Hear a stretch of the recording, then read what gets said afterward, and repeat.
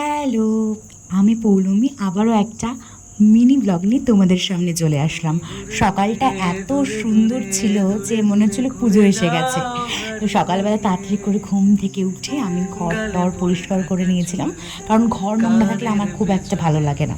তারপর কিন্তু আমার পছন্দের ব্রেকফাস্ট আমি বানিয়েছিলাম ওটস অমলেট। আমার খেতে এটা খুব ভালো লাগে, এটা খুব হেলদি আর টেস্টিও হয়।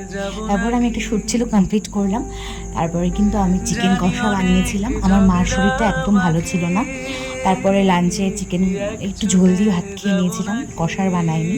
তারপর একটু আইসক্রিম খেলাম। আর তারপর দেখো এই দৃশ্যটা কেমন লাগছে। এটা হচ্ছে আমার বাবা মা দুজন দুজনকে খাইয়ে দিচ্ছে।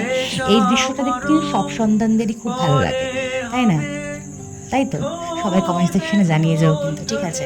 তারপরে দেখো বাবা আমাদের জন্য মিষ্টি নিয়ে এসেছিলো আর একটু দই নিয়ে এসেছিলো।